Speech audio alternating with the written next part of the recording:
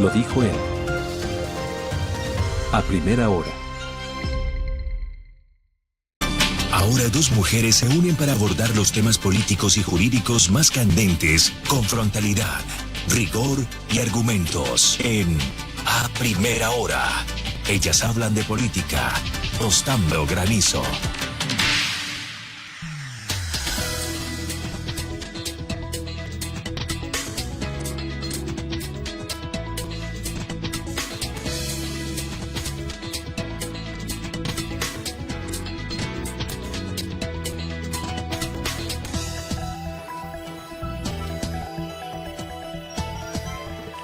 Buenos días a todas y todos, bienvenidos a Tostando Granizo, les saluda Jimena Ron. Muy buenos días y les saluda Anabel Guerrero, qué gusto contar con su sintonía. Bueno, conversemos del tema de hoy. Hoy hablamos de violencia política de género a propósito de, vamos a tomar, digamos, únicamente como marco lo que sucedió hace pocos días cuando el presidente de la Asamblea Nacional, Nils Olsen, le dijo serpiente a la asambleísta Paola Cabezas. Este hecho, este dicho ha derivado en esta conversación en redes sociales respecto de si lo que se le dijo a Paola Cabezas, eso no es violencia política de género. Y un poco lo que vamos a conversar hoy, evidentemente con la ayuda de ustedes, es qué casos pueden considerarse violencia política de género y no, porque hay que tener claro algo, no todo es violencia política de género. Si convertimos a cualquier expresión en violencia política de género, nada termina siéndolo. Pero sí hay expresiones y acciones y también omisiones de parte de ciertas personas, de ciertas autoridades que realmente derivan en discriminar y en violentar a las mujeres. De eso y más trataremos hoy. Así que empezamos con la pregunta de rigor, Anabel. ¿Qué es violencia política de género? ¿Qué es y qué no es violencia política de género? Y como punto de partida, como bien dices, Jimena, vamos a tomar el caso como ejemplo, el caso del presidente de la Asamblea Nacional, Nils Olsen, pero para ello primero vamos a comenzar por señalar, de acuerdo a la normativa de nuestro país, qué implica la violencia política de género. Y tenemos el Código de la Democracia en su artículo 280 que nos dice que violencia política de género es aquella agresión cometida por una persona o varias o por un grupo de personas directa o indirectamente, y creo que esto es importante señalar, contra mujeres candidatas, militantes electas, designadas o que ejerzan cargos públicos, defensoras de derechos humanos, feministas, lideresas políticas o sociales o en contra de su familia.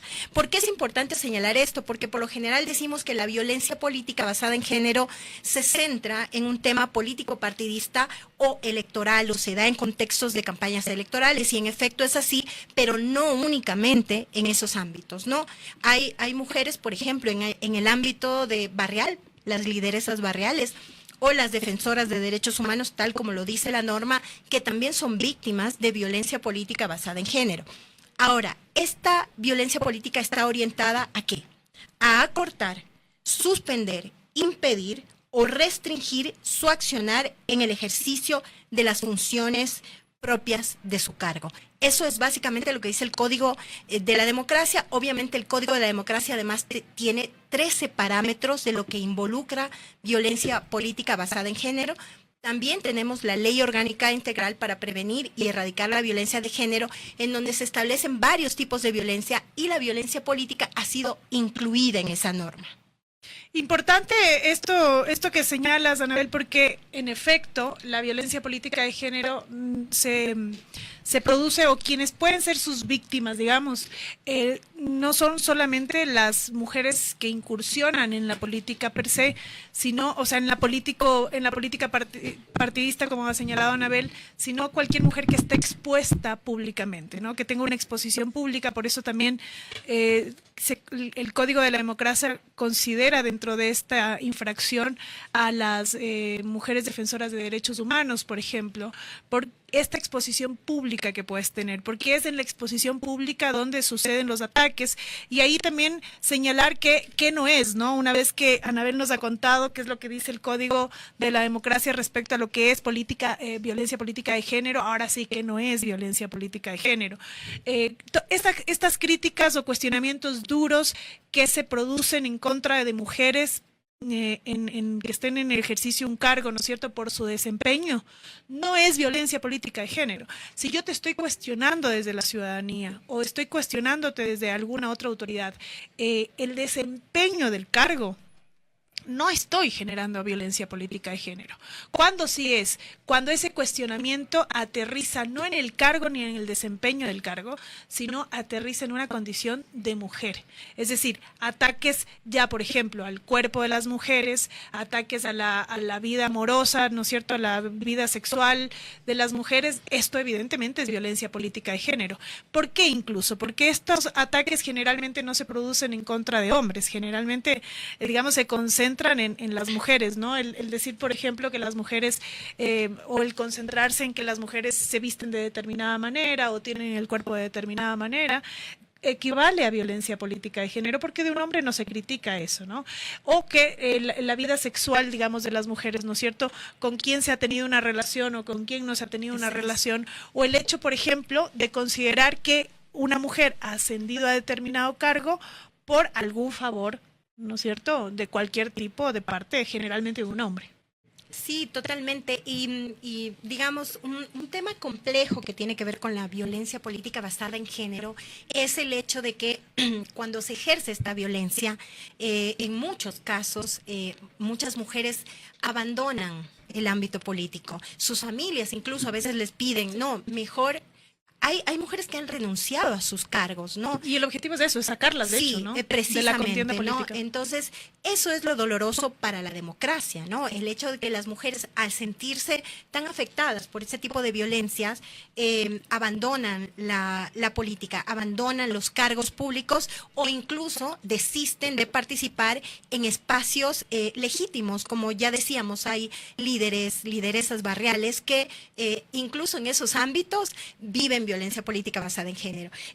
Yo quisiera citar un poco una cifra. El Observatorio Ciudadano de Violencia Política presentó un informe en torno a las elecciones de 2025. Y si bien ese informe es bastante amplio en cuanto a violencia política, porque evidentemente en el país, incluso por lo que vivimos, por el tema de inseguridad, de crimen organizado y todo lo que enfrentamos en el país, incluso han existido asesinatos de candidatos o de líderes políticos y lideresas políticas también.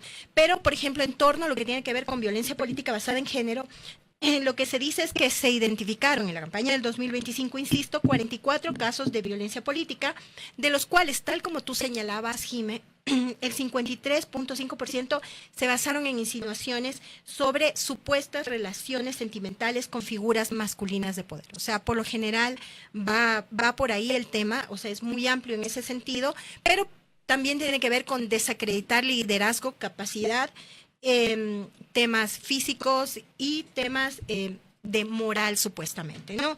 Que tal como tú señalabas, Jiménez, no son utilizados en la misma intensidad en contra de los candidatos hombres.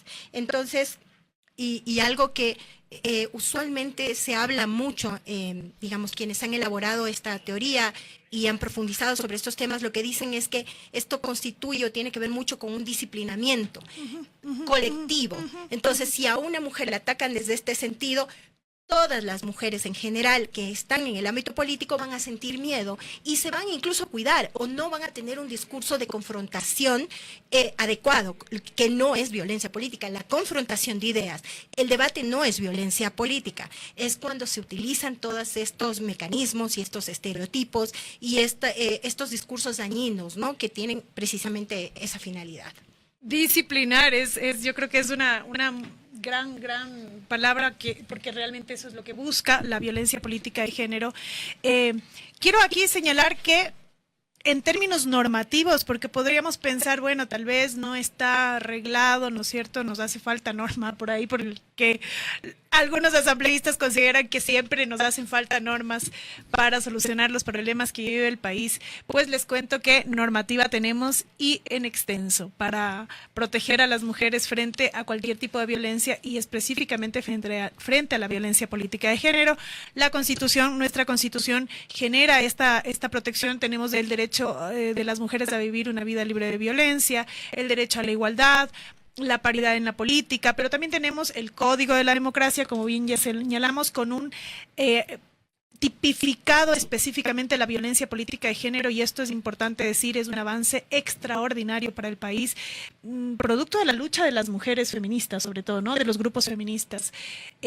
Pero también tenemos la Ley para prevenir y erradicar la violencia contra las mujeres, el Plan de Prevención de Violencia Política de Género 2025-2029 y algunas interesantes y otras no tan interesantes sentencias del Tribunal Contencioso Electoral, que es quien juzga la violencia política de género. Es decir, el marco normativo está ahí. ¿Cuál es el problema? El problema es, sin duda alguna, todavía estas acciones dentro de la sociedad de discriminación y violencia a las mujeres en general y a las mujeres que participan en política o que están expuestas a la política. Anabel nos había señalado algunos ejemplos, ¿no? De en qué momentos, digamos, se puede generar estereotipos o discriminaciones en contra de la mujer. Uno de ellos es infantilizar a la mujer. Y, por ejemplo, desde el ámbito jurídico, y ahí ya voy a decirlo a manera de anécdota, las mujeres abogadas tenemos también ciertos actos, ¿no es cierto?, de discriminación en nuestra contra. Por ejemplo, el tratarnos en diminutivo, ¿no? El mijita, el doctorita es infantilizar a las mujeres. Y eso que pasa en el ámbito jurídico, pues también pasa en el ámbito político, y también se infantiliza a las mujeres en el ámbito político como, mijita, usted, ¿qué va a saber? Deje esto a los hombres. Eso es violencia política de género. Y para ser más claras, vamos aterrizando en ejemplos, Anabel, ¿qué te parece? Totalmente. Y si ustedes también tienen ejemplos, porque aquí me han puesto ya algunos en YouTube, si tienen ejemplos, cuéntenos un poquito para ir desmenuzando qué es y qué no es violencia política de género. Sí, un poco de acuerdo a lo que señalabas, Jimé, ¿no? Tenemos en este momento, ya contamos en el país con jurisprudencia en torno a violencia política basada en género. El Tribunal Contencioso Electoral, por ejemplo, hay un caso que es emblemático, el caso de Jennifer López, que se refiere a, y es una sentencia histórica en realidad, es una de las primeras sentencias por violencia política basada en género.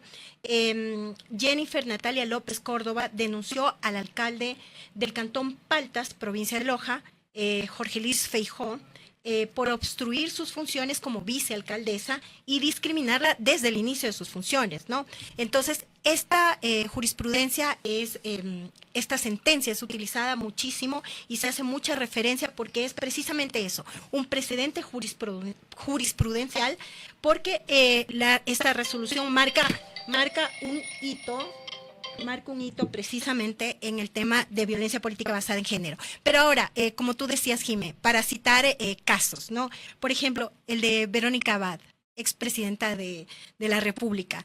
Aquí también tenemos un caso de qué es y qué no es, o cuando incluso estas figuras que buscan proteger a las mujeres que hacen política pueden tornarse e irse en nuestra contra, porque aquí Verónica Abad fue denunciada por la canciller, la señora Gabriela Sommerfeld, y en determinado momento quien sí fue limitada desde mi punto de vista a ejercer sus funciones como vicepresidenta de la República fue quien resultó denunciada por violencia política basada en género. Entonces, es complejo. También hay otro caso. Pero antes de que pases a otro caso, el caso de Verónica Abad es interesante porque ella sí presenta una denuncia de violencia política de género en contra del presidente de la República en el Tribunal Contencioso Electoral, y el Tribunal Contencioso Electoral considera que no hay violencia política de género y la archiva, a pesar de que el artículo 280 del Código de la Democracia establece como una de las causales de violencia política de género el eliminar facultades o... Voy a parafrasear un poco ese causal, pero es como quitarte facultades para ejercer cargos. Y claro, digamos, no tengo que contárselos, eso es público y notorio, que sí hubo una disminución de las posibilidades de de ejercer el cargo de vicepresidenta de la República respecto de Verónica Abad. Pero además, ella también fue denunciada por violencia política de género, como bien lo ha señalado por la canciller Gabriela Sommerfeld, y este caso sí prosperó. O sea, el Tribunal Contencioso Electoral determinó que aquí sí había violencia política de género. Y desde mi perspectiva debo decir cuestionable. ¿Por qué? Porque la violencia política de género, como cualquier otra violencia, ojo, se ejerce solamente respecto cuando existe una relación de poder. Si no puedo ejercer violencia en condición de igualdad, solamente ejerzo violencia cuando yo estoy en una situación de poder respecto de otra persona. Y entonces ahí era debatible desde mi punto de vista cómo Verónica Abad podía haber ejercido violencia política de género en contra de la canciller Sommerfeld si Verónica Abad tenía cualquier cosa menos poder. O sea, ella no ejercía poder en ese momento, y sin ejercer poder es imposible ejercer violencia. Es más, desde Cancillería se le había dispuesto a la vicepresidenta de la República no dar declaraciones, lo cual claramente encaja en uno de los parámetros de violencia política basada en género que establece el Código de la Democracia, porque es impedirte el uso y el ejercicio de tu voz, ¿no? De expresarte justamente por el cargo público que desempeñas. Entonces, ahí ese creo que sí podría ser, porque justo acá nos han puesto, Anabel, en ese caso lo que le hicieron a la señora Verónica Abad podría ser un ejemplo de violencia política de género. Sí, yo creo que este podría encajar como violencia política. Sí, un caso que también recuerdo como para justamente contrastar y decir, a ver, qué sí es y qué no es. No sé si tú recuerdas, Jim, el caso de Guadalupe Llori.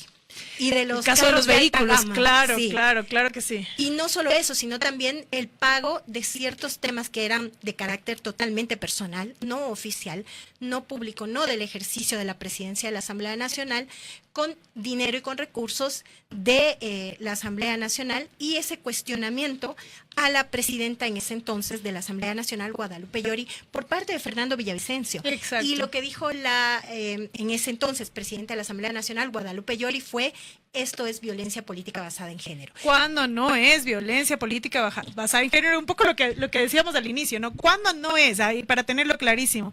Si te están cuestionando tu cargo y cómo estás ejerciendo el cargo, o si hay actos de corrupción en la gestión pública que estás tomando como mujer, que estás ejerciendo como mujer, no hay violencia política de género. ¿Por qué? Porque tanto mujeres como hombres podemos ejercer, pues se pueden realizar actos de corrupción, o pueden realizar un mal desempeño de funciones. Y el cuestionamiento o la crítica a eso, clarísimo, no es violencia política de género. Sí, o sea, está el tema de la fiscalización, que es totalmente dable y que es lógica y que es adecuada. Hay que hacer un tema de fiscalización, pero además incluir, digamos, un poco quienes estamos en el ámbito de la defensa de los derechos de las mujeres. Muchas veces escuchamos también, pero ¿por qué criticas a una mujer? Tú no puedes criticar a una mujer. Y no se trata de eso. O sea, quienes están al frente de un espacio, de un cargo público, y en ese ejercicio se demanda o se cuestionan ciertos temas que tienen que ver precisamente con un cumplimiento adecuado de sus funciones.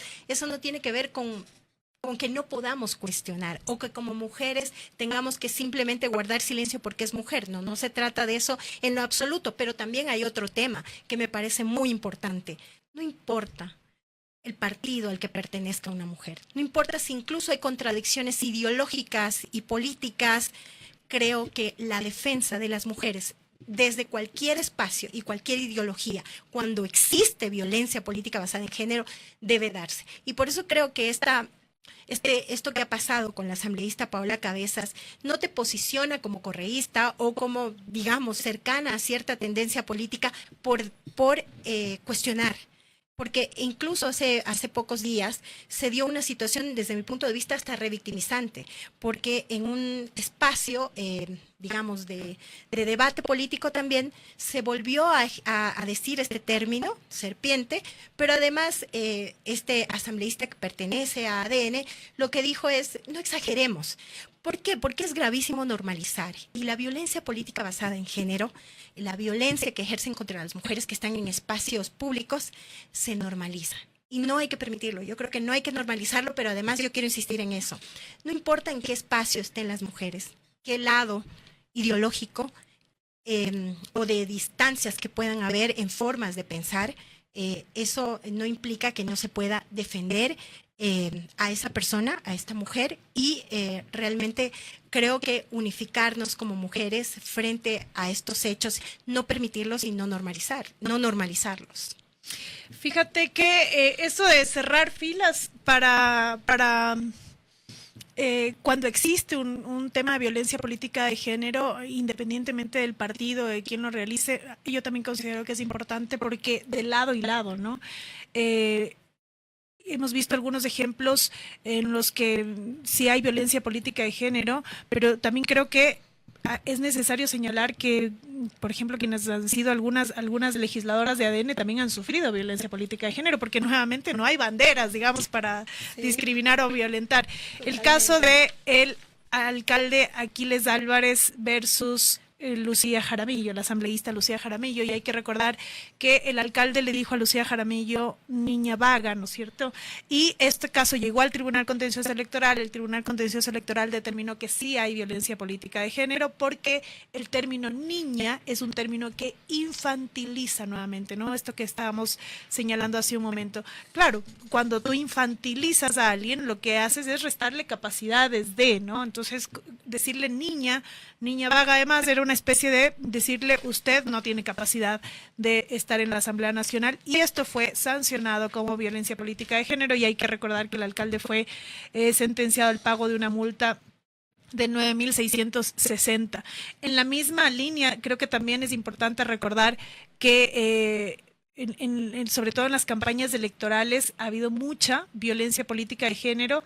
De hecho, hay estudios respecto de quienes han sufrido más violencia política de género, y fíjate tú que en la última campaña electoral quien sufrió más violencia política de género fue Luisa González. ¿Por qué? Porque a Luisa se le atacó mucho respecto de su vida personal, ¿no? Y se señaló, por ejemplo, que era se usó la palabra moza de el expresidente Rafael Correa, ¿no? Y esto evidentemente es violentarla políticamente, ¿no? Es generar esta idea de que no, ya me están ahí diciendo que soy de determinado partido, estoy viendo.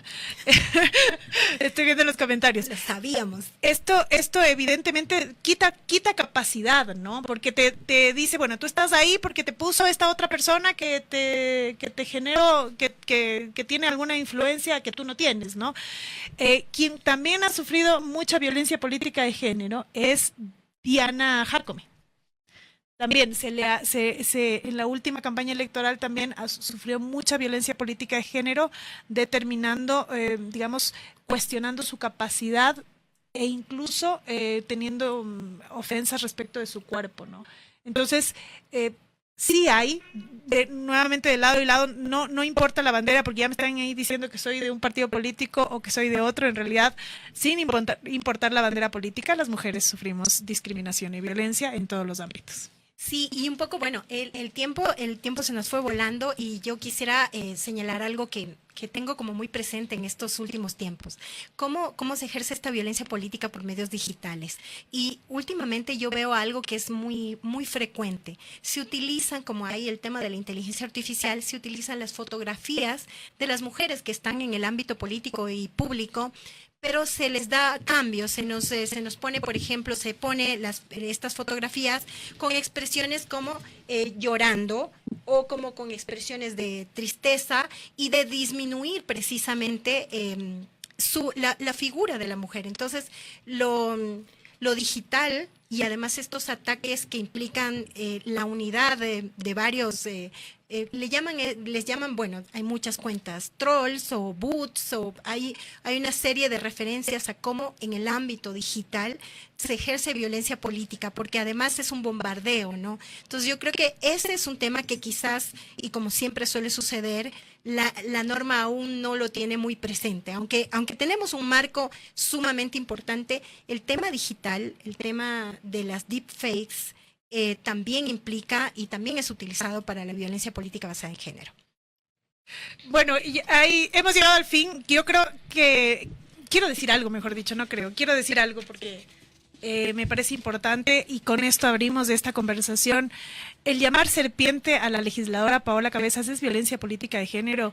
A partir de todo lo que hemos conversado y de lo que dice la norma, por supuesto que es violencia política de género. Ojo, está basado en un estereotipo, que es el estereotipo de la mujer mentirosa, ¿no? La serpiente tiene esta idea bíblica de la mentira. Históricamente ha sido utilizado en nuestra y las mujeres, digamos, hay un estereotipo respecto a que las mujeres mentimos. Y evidentemente esa palabra está basada en ese estereotipo, así que veamos a ver si llega al Tribunal Contencioso Electoral y si llega, qué es lo que pasa. Nos han dado algunos ejemplos en YouTube respecto a violencia política de género. Les agradecemos muchísimo la sintonía, por acompañarnos todos los miércoles, y los esperamos el siguiente miércoles para seguir hablando de política. Muchísimas gracias. Esto fue Tostando Granizo. Lo dijo él. A primera hora.